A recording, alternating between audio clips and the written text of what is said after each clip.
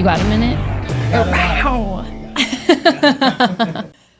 Hello, Feral friends. Welcome back to Feral. I'm your host, Savana, Montana, and today we have a fabulous fucking guest in the house that I'm very excited to introduce to you.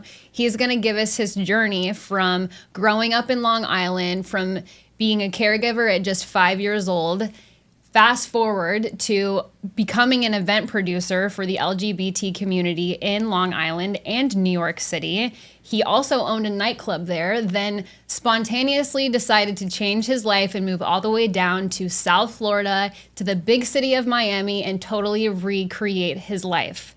Welcome to the den, Kyle Savage. How are you today? What is up, Savannah, Montana? You know, I knew that I was in the right place when I saw your big-ass Hummer with the custom license plate. I was like, okay, I got this right. Yep, you're here. Right. You made it to the right place. She's here. Thank you for having me. She has arrived in glitter and fringe, baby. Glitter and fringe. I love it. I'm so happy that you're here. Thank you for coming. Of course. Thank you for having me. This is so fun. Like, we just met less than a month ago. Yeah. And it was one of those occasions that I feel like it was so authentic, so instantaneous that we just hit it off. Yeah. Like, instantaneously. Instant. We were filming the radio show, and your segment was right after mine. You walked in, and you were like, Savannah, Montana in the house. And I just remember thinking, I was like, who the fuck is this bitch? Yeah. And, like, why are we not friends? Yes. Yeah, I actually had the pleasure of getting to sit in on your guys' audio show because Melissa, who hosted that radio show, she, I was early, and the show time slots, whatever, was different. So I got to sit in and listen to you guys, which was cool because I got like an outside perspective of who Kyle Savage is. And then we met later that night, right? At an event. At Brickell City Center. We went for sushi. That's right. We went for sushi.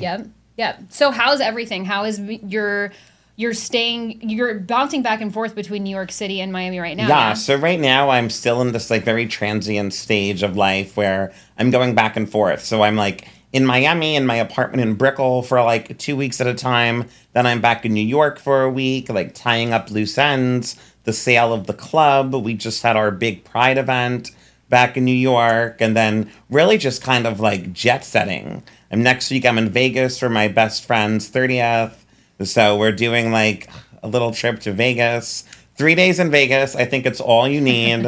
I've never been, but... Oh my God. Don't get me started about Vegas. I fucking love Vegas. So this is my thing. I don't gamble. You don't have to... No, that's not... I don't gamble either. I don't even drink anymore, and I still love Vegas. Vegas, the food, the people, the entertainment. There's always shit to do. Oh, and the fucking shopping. Oh my God. Don't get me started on the shopping. God. See, that's going to be my guilty pleasure. Have to... There's so much to do in Vegas. No, I'm super excited. Super excited. Yeah. So it's just a lot of back and forth right now, you know, reestablishing the brand here in Miami, like, again, tying up loose ends in New York.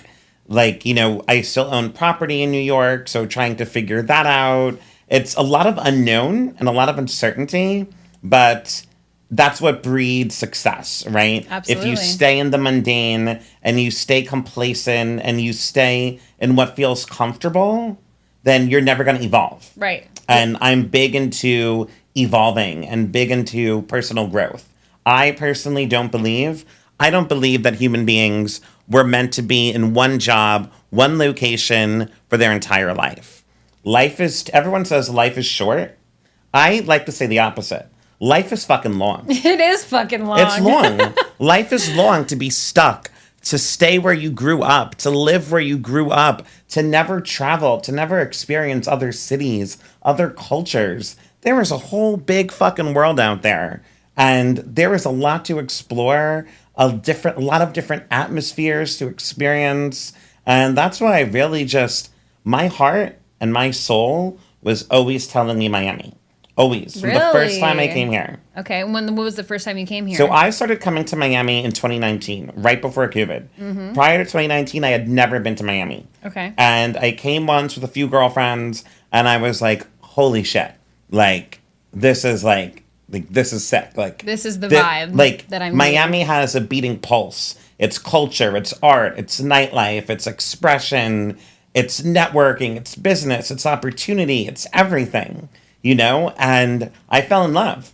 I fell in love instantly. And since 2019, I've been coming to Miami probably 15 to 20 times a year, Wow. every year religiously.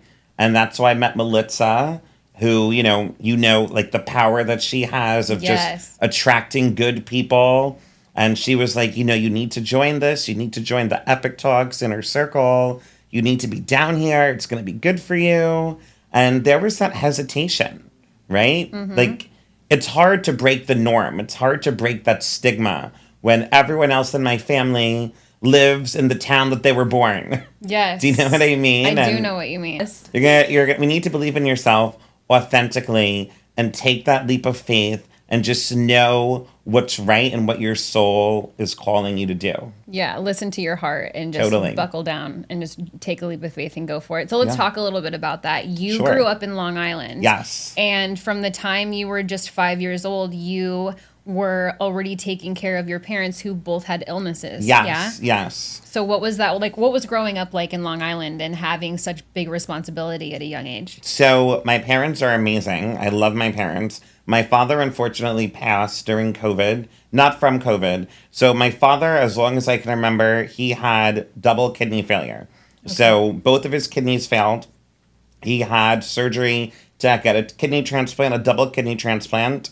And then both of those failed. Both new kidneys failed.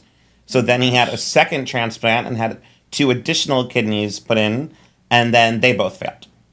Wow. I mean, you can't make this shit up. Like, what my dad had to endure is more than any human being, more than most. If you put 50 human beings in a room, like, probably in their whole life, they never had to experience or endure, like, what my father went through. Right. And, he was still such an amazing father figure, such an amazing dad. He drove me to school every single day when he wasn't in the hospital.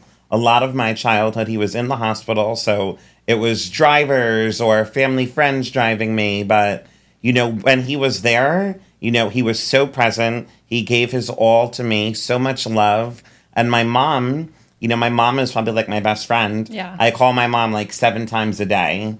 But my mom's been in a wheelchair since I was 3 years old.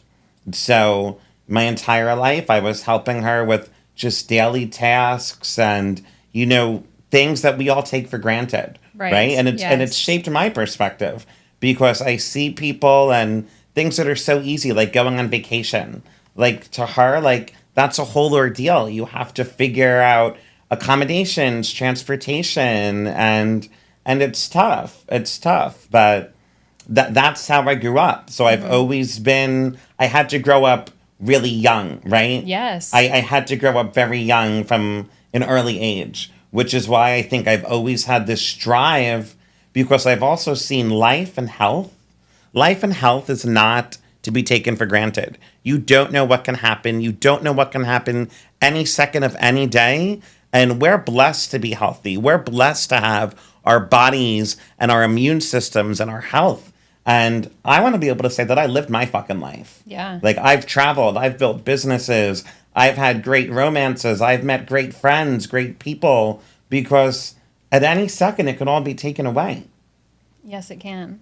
I'm so sorry to hear about your dad, by the way. That's Thank you. So difficult. Thank you. I've seen pictures of you and your mom together. Yeah, She looks like a ray of sunshine. She's great. Yeah. She's great. You'll have to meet her someday. Yes. She's totally the opposite of me. Really? Oh my God. So my mom is the most like introverted person you'll ever meet. Oh, that is the opposite of you.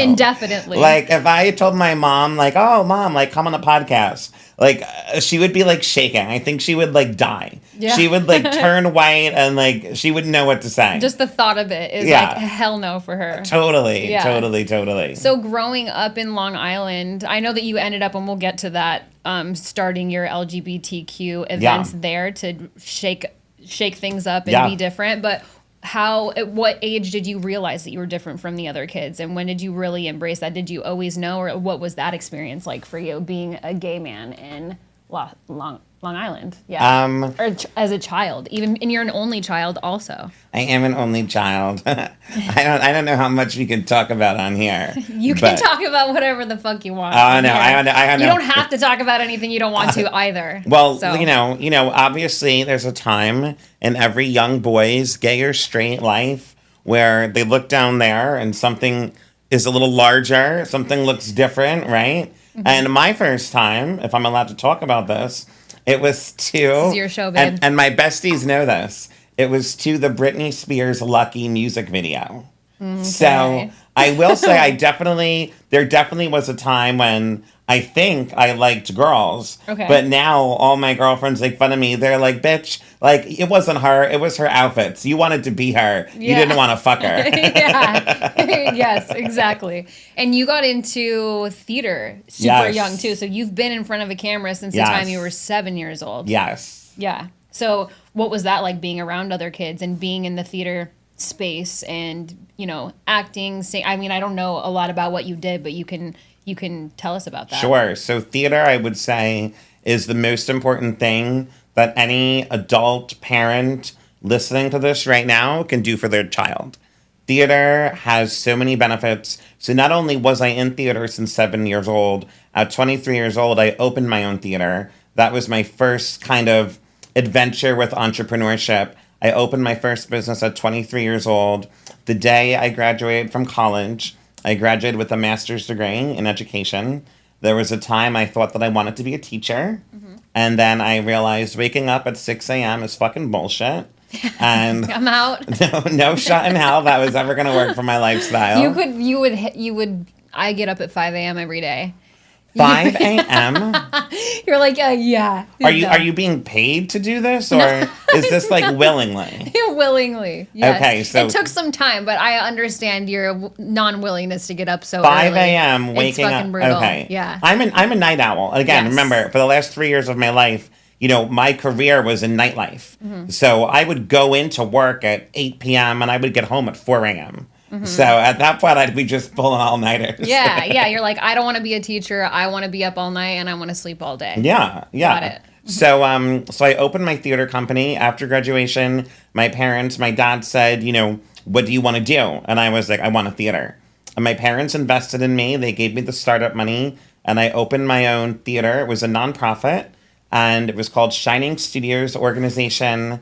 And we taught these kids everything. We taught them stage presence. We taught them improvisation. We taught them character building. We taught them how to truly, and you'll appreciate this, be authentic and to channel their creativity. Yes. And theater just is an outlet to foster so much self-expression and so much creativity and authenticity. I mean, it's like nothing else. It's like no other discipline. You know, when school says, no, you can't do that, you're too loud, or stop singing, or stop fidgeting.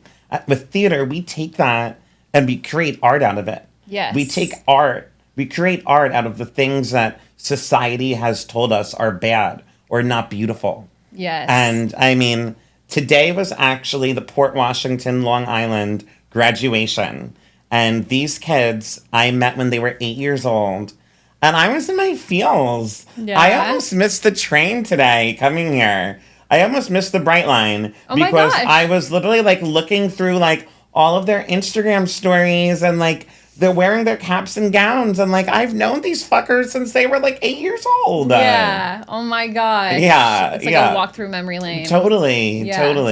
Yeah. Absolutely. But it was amazing. It was amazing. I loved my time in theater. I met some of my best friends in theater. And then me and my best friend, Amber, actually, we founded the program together. And we were able to work together and share our love for the arts with young people and with the youth. And I mean, it really evolved into this massive conglomerate within Port Washington, which is the town that, you know, I had this company in. And, you know, the town that I'm from. And it just evolved. Yeah. It just evolved where we were doing community galas. We were partnering with other nonprofits. We were bringing in celebrity performers. I mean, it was really like life-changing for a lot of people. Wow, that's incredible. So did that kind of spark your interest in getting into event producing? Totally. Starting in the theater, and then you guys, so tell us about how you built that. Did you spin off and go off on your own, or did you have other partners as an event producer as well? So I started planning events at 3 years old. As crazy as that sounds, maybe not 3, maybe more like realistically 5. But I remember like making my parents dress up. Like my dad would dress up as like cartoon characters, and my mom would sit there in her wheelchair and sell, not actually sell tickets to my friends, and like I would have like themed parties at 5 years old. Wow. Like, and it just escalated from there. Like, people always knew my birthday party was going to be, you know, some sort of theme. And whether that was, I mean, we did limos into the city, we did curated dinners. Like, I was always event planning. Like, I did surprise parties for my family, for friends. Like, I've always had this passion. And then having this theater that really, really gave me the opportunity, because again, this was a nonprofit. And I also specialize in nonprofit development, fundraising, all of that. I've raised millions of dollars for nonprofits. I've consulted other nonprofits in how to properly execute fundraising initiatives. And events are such a big part of that. Yes. And this really gave me the opportunity to foster and really ignite that light. And my motto now is to curate events that are visually stunning, emotionally resonant, and also strategically impactful. Gosh, yeah. Because anyone can just do the logistics and do the visuals. Yeah. But it's so much more than that. Yeah. I look at an event as a story. It deserves a narrative. And every single event is so uniquely curated when I work with clients because it's its own story. No two events are ever the same. You can have the same DJ, you can have the same venue. It doesn't matter because every story is unique. And that's what I focus on through my company now.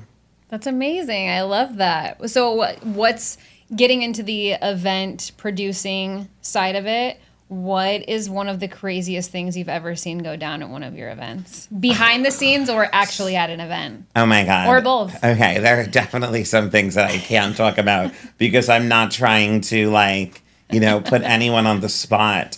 Some of the You don't have to name drop. You're good. Okay, some of the craziest things? Yeah. Okay. Well, I don't want to not that it's talking bad, but I don't want to spill the tea on any of my clients' events. So I'm going to be the guinea pig.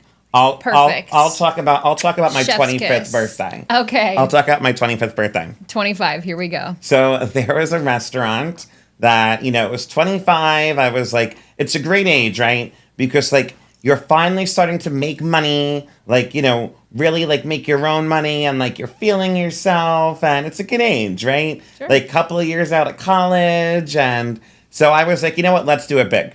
So I rented out a restaurant, a really, really nice restaurant, locally to where the business was. And I brought in a DJ and I shut it down. My best friend got me an ice luge. I had male strippers and, It was a party. it's just really kind of escalated.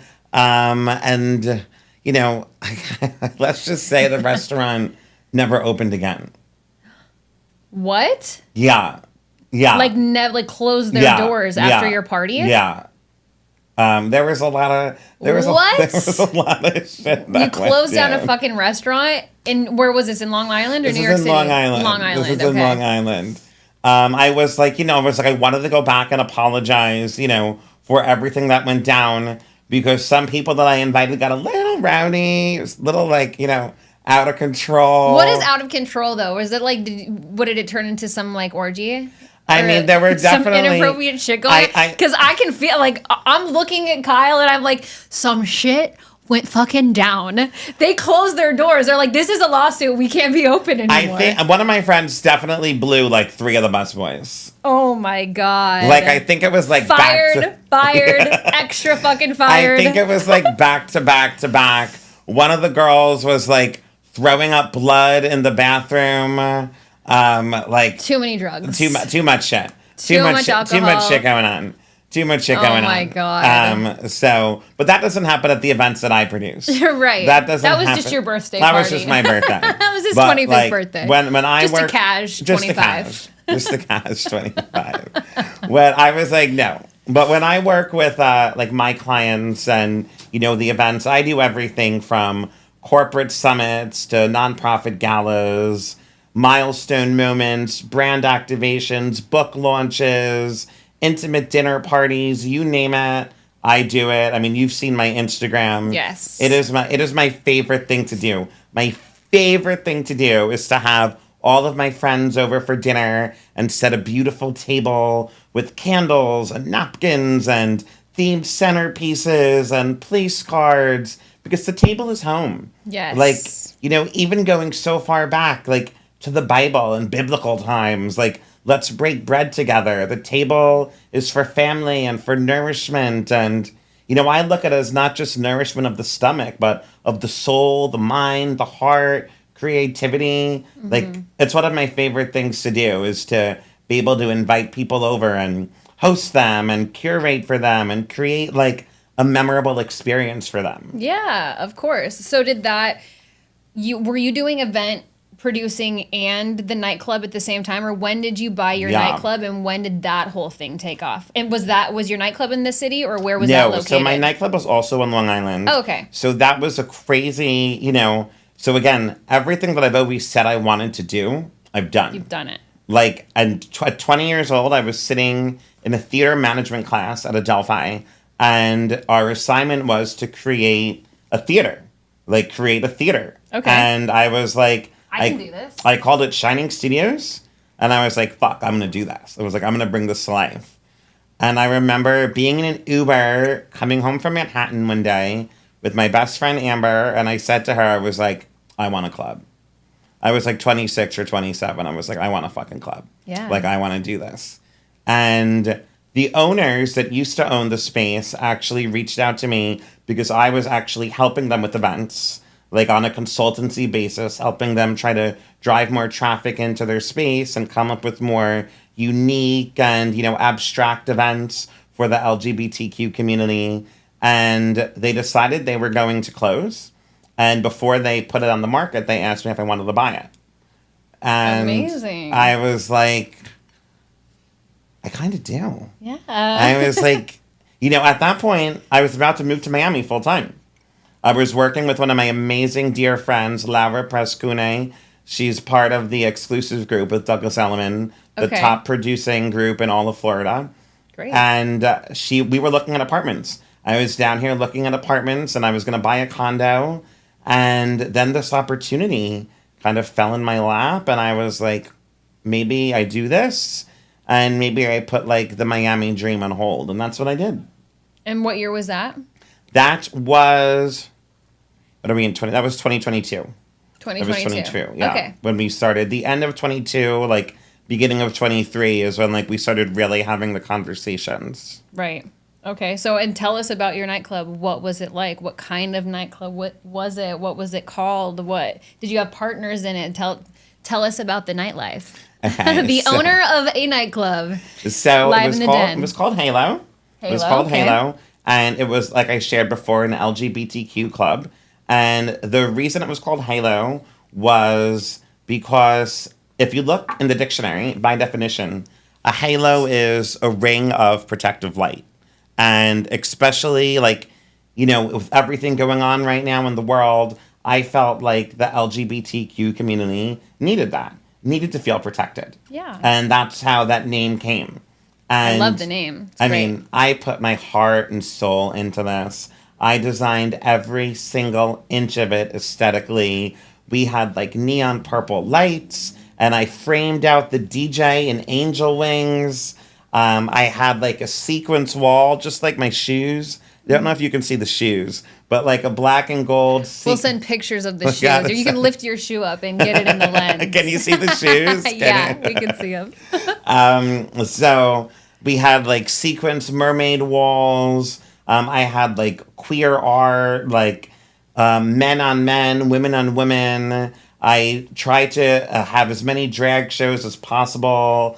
And, we were open about 3 days a week, and we would do karaoke's, drag bingos, DJs, theme parties. I mean, fun. That's what I was known for, the theme parties. Everything from a luau to a circus party to a toga party to a white party. I mean, to a Alice in Wonderland party. Gays know how to party. I'm like, if as straight as they come and I want to go to one of these fucking parties, like, where do I 100%. sign? Well, listen, go. you missed it by about 2 months because we closed it. But, and I don't live in Long Island, but... Listen, we could have flew you in. Oh, I would have flown in, baby. You know I would have. Totally. Everyone always says that, though. Everyone I talk to, even, like, the straightest, like, most masculine men, they're always like, oh, bro, like, my girlfriend took me to a gay bar once. It was so much fun. Like, because it is. Yeah. We have good music. Drag queens are fun as fuck. Like, yes. We have good sense of design. So it's an inviting, like, welcoming atmosphere. I love drag queens. Fun fact, I've actually always, for my wedding, I wanted to have drag queens as performers for entertainment. But we're going to be in Italy, so I don't think I'm going to be able to find that kind of entertainment. We will fly in Bella Noche. Bella Noche, if you're watching this, bitch, I'm giving you the plug right now.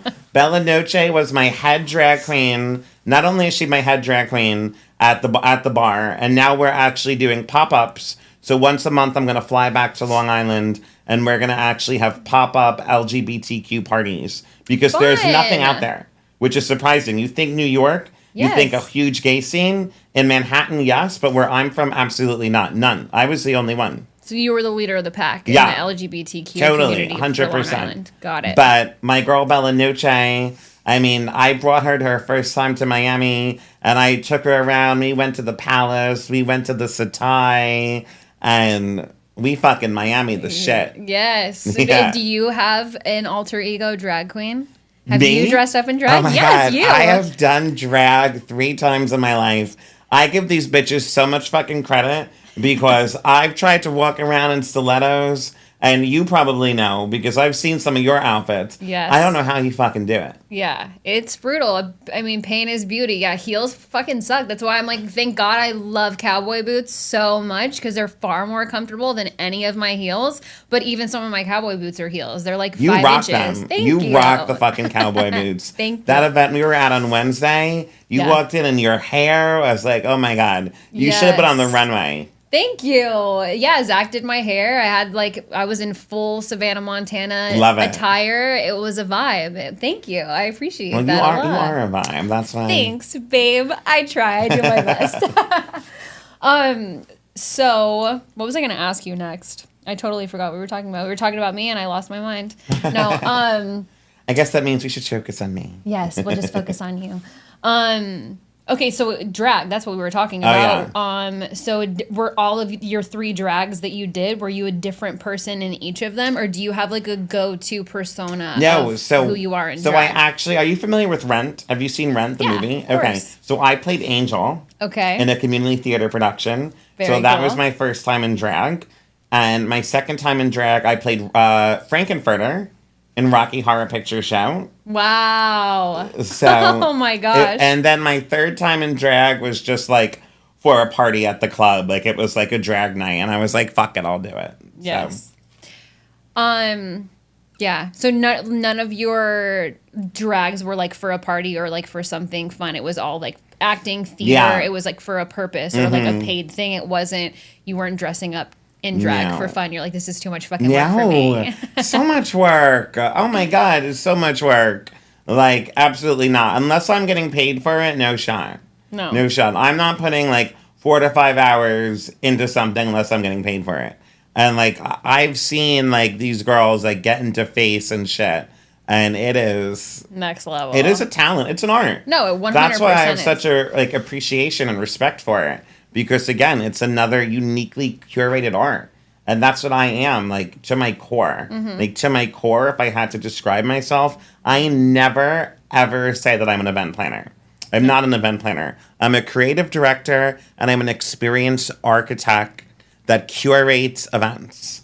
That's what I do. Because an event planner is someone who handles logistics and, you know, coordinates vendors and maybe puts some flowers on a table. It's so much more than that for me. Mm-hmm. It's how does the event actually make you feel? Yes. How do you walk out of that room feeling? How does it resonate with you spiritually, emotionally? Right. And like, that's the difference. That passion, that extra mile is why my clients want to work with me as opposed to other people in the event sphere. Yeah. So in your nightclub, You have some cannot tell stories about your event. What about your nightclub? What are the best parts and the worst parts about owning a nightclub? Let's do that. The best parts of owning, I'll say, a queer club for sure are the people that come in, which would happen all the time, and like, it could give me chills talking about the people that come in that would say, this is the first place that I've ever been able to feel safe. Okay. That's great. That's amazing. We've had people be like, I can feel safe. I can be myself. I can be who I am here. And no one's going to judge me for it. Absolutely. I love that. Absolutely. Obviously, you're on Feral. That's literally is so much a part of my branding. That's who the fuck Savana Montana is. It's like, show up, be yourself, be unapologetic about who you are. Yep. It's your life. Yep. Show me who you are. That's all I want to see. 100%. You know what I mean? Yeah. So that's amazing that you literally built a nightclub around that same purpose of life. Absolutely. I love that. So that was amazing. Look, there were funny little things. So when we closed, I had everyone write on the walls. I bought like rainbow paint markers and I had everyone write on the walls. And someone put an arrow next to the bathroom and was like, I got a blowjob in this bathroom. And then someone else was like, I got my ass eaten. And then like, before you know it, it was like, oh my God, should I have put a fucking camera in that bathroom and like made an OnlyFans channel out of this? You probably should. I could have monetized this shit. You should have monetized this shit. Like, if you come into this bathroom, just know that you're signing your life away. Please sign here and the door will unlock. Totally. Whatever you do in the bathroom now belongs to me on camera footage. Thank you. Absolutely. XOXO Gossip Girl. 100%. The worst, I don't want to say worse because we actually talked about this a little bit on Wednesday. Mm-hmm. So was the hate that would come as a result of what I was doing. And you would think, most people would think hearing this, listening to this, it would come from outside of the community, right? People who might be quote unquote homophobic or transphobic, but let me tell you, it wasn't. It was a breath of fresh air. We were not bothered. No one bothered us. People let us do our thing. We had tons of straight people in there every weekend. Some of our employees were straight. Some of our DJs and performers were straight. Like, it's 2025. Yeah. I feel like more people are allies than they're not. Yes, that's my 100%. Personal opinion. It blows my mind that anybody would be bothered. I Totally. just don't understand it at all. Like, totally. It's never ever been a part of my life. Yep. So it doesn't make sense to me. I agree 100%. Yeah. But the hate was coming from within the community. It was coming from within the community. Wow. It was people within the own gay community that were talking shit. And like I said to you the other day when we were talking, I opened my phone. The club's been closed for like 2-3 weeks now, and people are making stories about me, like literally just making shit up off of rumors. Shit that is like completely baseless, that has no grounds in reality, and it's just haters. And, I was thinking of, do I respond to this? Like, do I, make a public response? No. And I was like, you know what? These are fucking trolls. That's all they are. In every sense of the word. Like, in terms of what they're doing, like, these are fucking internet trolls. Like, I'm in Miami, sitting in rooms with you, where people have 7, 8, 9-figure businesses. The rooms where people happen, and these people are sitting in Long Island in a basement apartment, like, having nothing to do better than obsess over me and make posts about me. So you know what? Let them do it. Yeah. If that's what gets you off, like, I know who I am. I know what I did. I did something that a lot of people want to do and that wish they had the courage to do. And when you take that step, when you step into your authenticity and you actually take a leap of faith and believe in yourself, that makes people jealous. That breeds animosity. And that's where all this hate came from.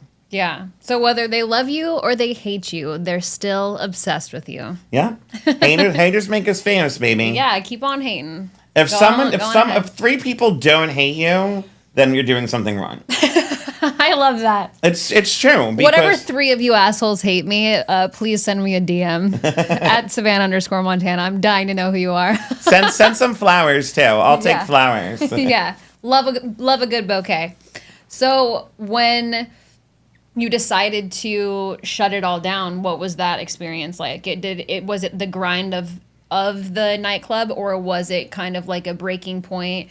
You wanted to leave for a specific reason. What drew you to the conclusion of, I'm not going to continue with the nightclub and I'm going to bounce out of here and move to Miami?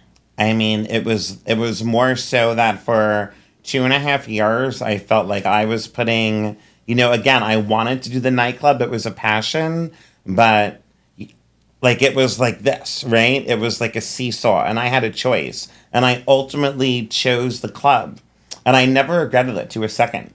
And I met some of my best friends to this day through that experience. But again, I would go home and I would have an amazing time there. I loved curating the events. I loved strategically implementing ideas and crafting aesthetics and creating this atmosphere where my community could feel seen, safe, and celebrated. I love that. But then I would get home and I would feel unfulfilled, right? Because if you're not physically where you're supposed to be, like, you're going to feel that. I'm very big into energy, into destiny, and my energy was always calling me here to Miami.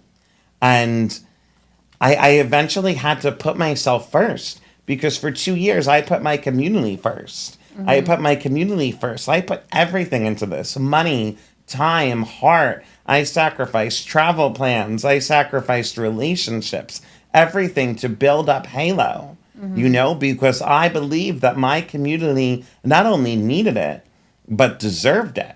Mm-hmm. I built this space out of absence and necessity because there was nothing else like it in Long Island. Mm-hmm.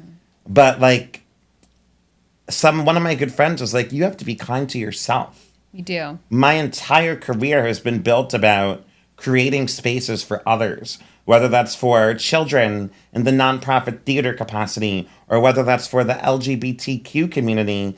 But there comes a time where you have to put yourself first and know that that's okay. Yes. Know that that's not selfish, that that's not wrong, that that's not evil. But the same love that you give out to other people, you have to, be strong enough to accept that love back from yourself. Mm-hmm. Yeah, if you just keep giving and giving and giving, imagine it like a cup of water. If you just keep giving away all your water, eventually your cup will run empty. And when your cup runs empty, that is the worst kind of place to be with yourself, because that's when depression sets in. That's when you get anxiety. That's when you're giving so much and you're not getting anything in return. And because you've gone so long focusing on everybody else and all of their shit and pleasing all the fucking time, you lose yourself in it. Mm-hmm. You don't know who you are anymore. You don't know what to do. And then getting back to that point is treacherous. So it's smarter to just know that in advance, and focusing on yourself is not selfish. I preach this shit all the time on social media. In society, we're literally bred to believe that being selfish is a negative. And there are ways to be selfish in a very negative way. But focusing on yourself and putting yourself first in order to give back, you have to do that. Totally. You have to give to you first and foremost in order to be who you are for everybody else. 100%. You said it so good. And we talked about this the first day we met. Yeah. At the sushi place. We did. We talked about this. And that's when I was like, shit, like, this bitch is my vibe. Yeah. because it's true. And so many people don't get it. And it goes back to what I was saying before. People get stuck in the mundane, and people get stuck in their normality and what they've become accustomed to. But you have to give yourself the benefit of the doubt, and you have to give yourself the grace to break out of that mundane routine, to break out of that normality, to break away from what has become comfortable, because that's when you'll actually see what you can achieve and what you can be capable of. Yeah, exactly. You have to get comfortable being uncomfortable. Yes. And I think you touched on that earlier. It's 100% the comfortability thing. Should be your hell. If you're comfortable, if you're too comfortable and you're so comfortable that you can't get out of your own way, you're losing at the game. Like, 100%. Force yourself into shit that scares you. Force yourself into what makes you uncomfortable. If you have a dream or a feeling or an intuition, that's the universe knocking on your door, quite literally saying, do it. Jump in. If it scares you, great. Go for it. and that's what you're doing right now. That's why you're in Miami. So is part of you coming down to Miami about reinventing yourself, or is it just about finally showing your true self to the world? Are you reinventing, or you're just breaking free? So I think that's kind of like a double-edged question, right? Sure. I wouldn't say that I'm reinventing. You know, you can't reinvent this, baby. Yeah, you're unapologetic as fuck. He's like, I don't need to reinvent, bitch. I just need to show people who the fuck I am. Yeah, it's more about brand visibility. And look, am I scared? I'll be honest with you. Like, I'm scared as fuck. Like, literally. That's great, but that's why you're doing so well. Like, I'm proud of you for being scared, and I'm more proud of you for fucking admitting it, because so many people can't. It's great to be scared. I'm fucking scared. Yeah. And I called my mom yesterday. I'm like, this shit, like, there's a part of this shit that sucks. I mean, I moved down here, you know, I sold both my businesses in New York. I moved down here to a new town, new area, new friends, without having many clients, and trying to rebuild an image and rebuild a brand and get that brand visibility. And do you know what? I don't regret it, because it was what my calling is. And it's what my energy is telling me is right. And I know that I'm good, and I know that I'm worth it, and I know that I'm going to crush it down here. Yes. And that's what it is, you know? So yes, I'm scared, but I'm not going to let that fear hold me back. I'm not going to let that be a barrier for the opportunities that Miami has for me and the connections that are waiting. I mean, I could find love here. Yes, I already found friendship here. I've already found business opportunities here. I mean, this is just the beginning. Yeah, because you're putting your money where your mouth is. And even though you're scared, and even though it's uncomfortable sometimes, you're showing the world, and you're telling the universe and God or whoever you focus on that this is what I'm here for, and this is what my intention's behind, and this is who the fuck I am, and this is where I'm going. So the world is moving around you to make sure those things happen, because you're saying, I'm going to show up for the opportunity, and the world's working in your favor to show the opportunity to you. It's not always going to show up how you want it to. It's sure as shit not always going to be comfortable. Definitely. Trust me, I'm learning that. Yes. But finding it and putting yourself in the situation to win is why you will win. So good for you. I'm super excited for you. I think it's going to be great. And yeah, I really appreciate that. And, you know, it's just, it's getting accustomed to the fact that it's okay that it's not happening right now. Takes time. I'm doing everything I need to do. I'm you know, rebranding the website, and I'm making connections. I mean, I'm at probably 3 to 4 networking events a week. And I'm making the connections, and people are seeing my work and seeing what I've done and being like, wow, that's amazing. And I want to work with you, and let's set up a call. And, you know, I'm taking these calls, and I feel like it's like Murphy's Law, right? Mm-hmm. Like right now I'm in the stage of networking and making the connections and, you know, elevating and scaling the brand. And then I think come September, when everyone's done traveling and people are looking to start doing events again, it's all going to blow up. Yeah. I feel like come September, everything's going to blow up, and I'm going to be like, oh my God, like overwhelmed. But that's where I thrive. Yes. That's why I love my profession. I love the curation of events and like being an architect for experiences, because I love that hustle. Yeah. And that's why I love Miami. Yeah. Oh yeah. But it's hustle city there. It's go, go, go 100%. All the time. So you will fit in quite perfectly over there. So we know why that you chose Miami, but what is your rebrand look like? What is the new event producer of Miami Beach going to be? Sure. So the new company is called Vibe House, Haus, not the original way. Vibe House Collective. So my old event company was called Shine Time Events. And I called it Shine Time Events because it was essentially at the time an extension of my nonprofit theater, which was Shining Studios organization.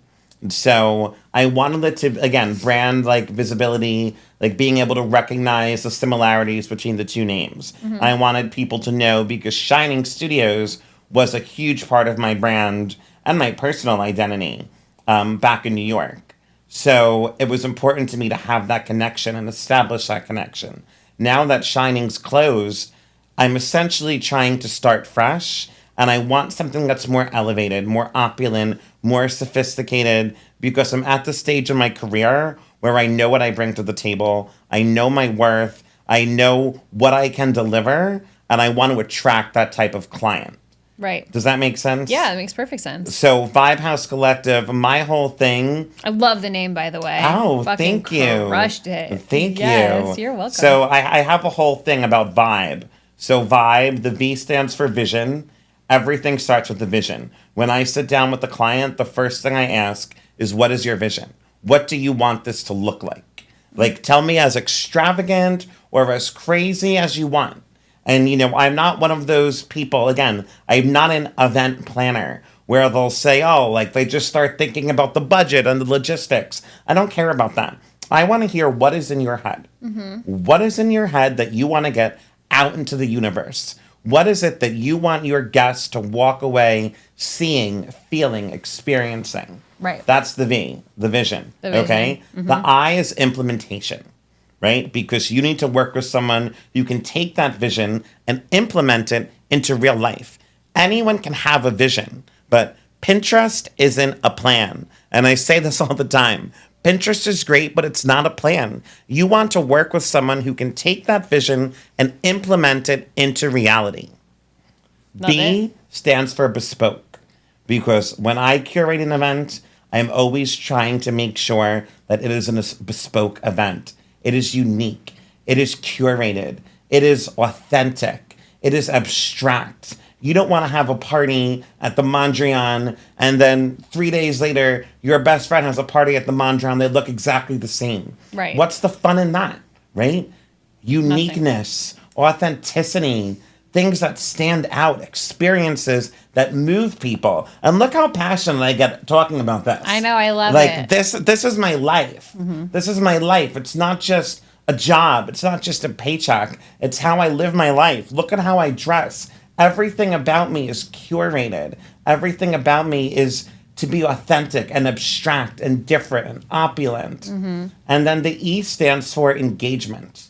Because you don't want to walk into an event and just feel like, oh, that was nice. You want to be engaged from the second you walk in until the second you leave. Whether it's a brand activation, whether it's a corporate summit, whether it's a nonprofit gala, no matter what it is, you want your guests to feel engaged with the vibe, with the atmosphere, with the message, with whatever it is that you're trying to get across to your guests. You want that engagement to be 100. I love it. That is the vibe. That's the vibe. That's the vibe. And that's where vibe came from. I love it. So Vibe House Collective. And the collective came from because we work together. So when Savana, Montana hires me for her wedding in Italy, the collective aspect is that we're going to be working together. You are a co-creator. And that's what I always say to my clients. That yes, you're my client, but you're my co-creator. Yeah. You're the one telling me your vision. I'm the one helping facilitate that and give it wings to fly. Yes. Oh my gosh, I love that. Are you going to be hosting any like LGBTQ events that are just like as if you weren't taking on a client? Like, let's say I'm not contacting you to host an event. Are you going to be hosting your own events just for your community? So I am actually. So I was approached by a hotel in New York, in Long Beach, actually, which is where my house in New York, my house in New York is, okay. Which we'll have to go one day. We'll have to do like a beach weekend. Yeah, I would love Not that. like there's any, scarcity of beach weekends here in Boca or Miami. But people don't often think of, they don't often associate New York with beach. No. And where my house is in New York, I live on the beach. So, nice. And it's a beautiful beach. We have a great boardwalk. So you'll have to come one day. Yeah, I would love to. A local hotel reached out and they were like, we would like you to start doing monthly LGBTQ pop-ups for the community 1 month a week. So like I said, I'm going to be flying back to New York like 1 weekend a month and, doing these events. Great. I love that. And that'll just be all you. And it'll be Vibe House. All me, yep. Vibe House production. Vibe House production, yeah. Nice. So how do you hope that your brand, how do you hope that Vibe House is going to impact your community in Miami? Because now you're building a new community in South Florida. Yeah. So what are your hopes for that as far as your personal engagement with people? Totally. I mean, I want to be able to, as I said before, give people the opportunity to think outside the box. I mean, I feel like the number one thing, I want to give people the freedom. I want to give people the freedom to be a guest at their own event. And, you know, if we work together or I work with anyone, that's what it would be. Mm-hmm. The number one complaint I hear from people when they're talking about event planning is that it feels like a second job. It feels like a second job. You have vendors, you have DJs, you have decorations, you have invitations. You have so much stuff that you're trying to coordinate day of that you can't even be present. So you're spending all this money on this event, whether it's a 50th birthday party, whether it's a nonprofit gala, whether it's an album drop. You're spending all this money and you can't even be present with your guests. Mm-hmm. So I take that away. We work as partners, but I take the reins and I let you take the back seat, and you are a guest at your own event. And you're working with someone who has 15 years of experience, who's an artist by trade, who's an experienced architect and a creative director and a curator of vibes.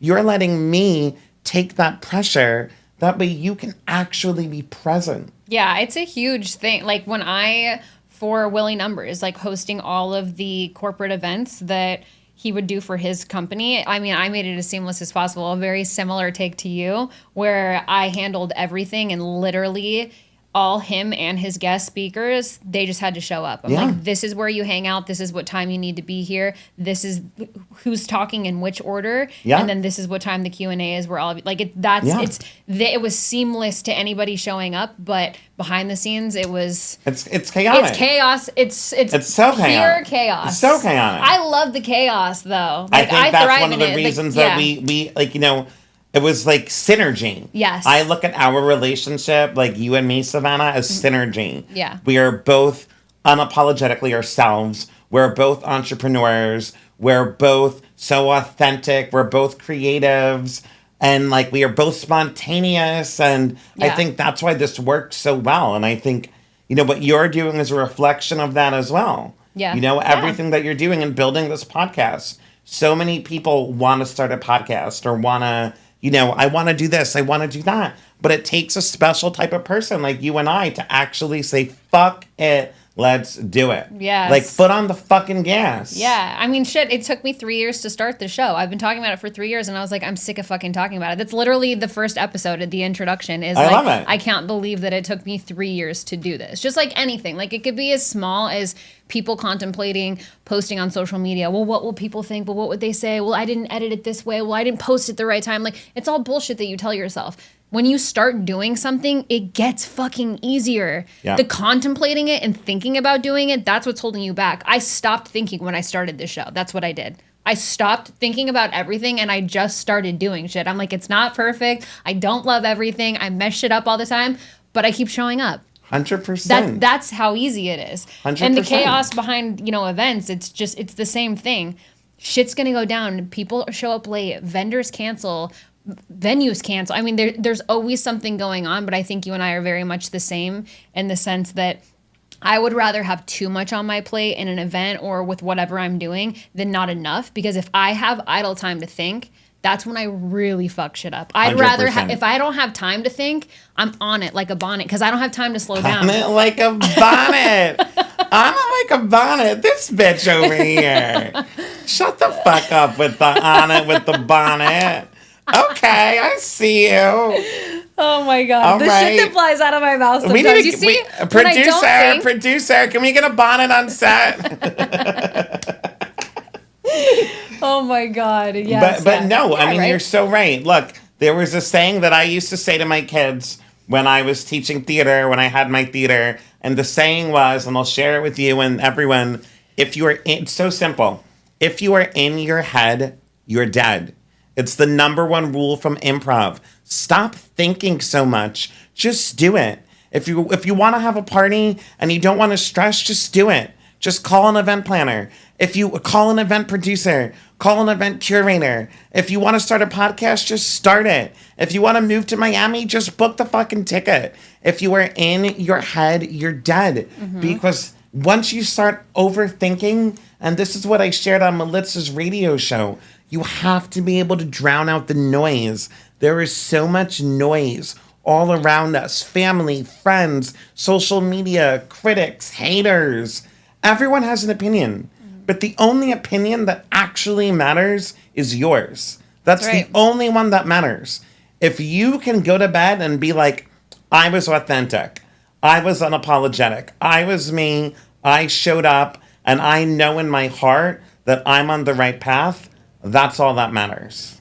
1000%. Your opinion of yourself and whatever the hell it is that you're doing is the only one that matters. Totally. And you have no idea what other people think about you anyway. So do yourself a fucking favor and stop analyzing it. You have no idea. And chances are, no one gives a fuck about you. No one's thinking about you. Don't worry about it. Whether they have something good to say, to think, to whatever, you don't know. So don't waste your precious brain power overthinking it. You have no idea. You have, like, what goes on in Kyle's head, I have no idea. He could fucking hate my guts and I would never know. But I can't think about it. I don't want to know. You don't want to know what goes on in my head. You'll be like, damn, this feels like an acid trip. Are you okay? Are you going to be okay? Kyle's like, no, Savannah, I'm not okay. I'm absolutely not okay. I feel like I always have like 17 things, like 17 projects like going on. But again, that's how I thrive. Exactly. Like, that's like, again, it goes back to my theater. Like, theater is so chaotic and nightlife is so chaotic. The idea of like a cubicle or an office job, that's what feels suffocating to me. Like, that's what feels like, Jesus Christ, like, what in God's good earth? Yeah, well, even when I did have like, when I worked in GDC for Will's investment company that he had before he started Reverse Flip, I was working 12, 13, 15-hour days sometimes sitting on a computer. I left, but looking back at it now, I learned so much, and I'm a better person and business person for that, but I didn't like sitting at a desk. I didn't like being on my computer all the time. Fast forward now, I'm on my fucking computer all the time. I have a podcast. I have monthly events locally. Like, I'm always on my computer, but I'm on my computer doing something that I love to do. That fuels your soul. So it doesn't affect me as much because I'm like, I feel like I live on my laptop. Like, I'm always on my couch. I have a camera in front of my face and I'm organizing shit. I'm editing, I'm creating, like, I'm doing whatever, but it doesn't feel like work to me anymore because I'm doing what I love. And if you do what you love, you'll never work a day in your life. Yeah. That's what they say. So it depends on what you're doing. You know what I mean? If you really love your shit, then it doesn't feel that way anymore. And if you're in a place where you want the change, like he's saying, change. It's up to you to make the change. If you don't like what you're doing, you're the only person that can change it. I can't change it for you. Kyle can't change it for you. You have to grab your balls, put your big girl panties on and say, fuck this. I changed my mind. I don't want to be this person anymore. I don't want to live here. I don't want to date this person. I don't want to be at this job, whatever that looks like for you. You gotta have the balls to change it. I have a question. Ask away. How big are these big girl panties that they're going to fit a pair of balls in them? They might be a G-string, so I don't know how much room you're going to have.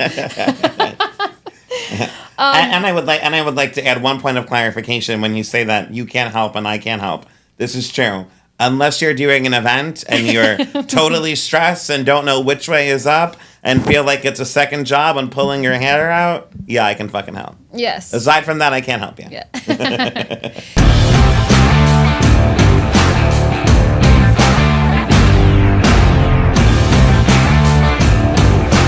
Let me tell you who the fuck I think I am. You got a minute? Wow.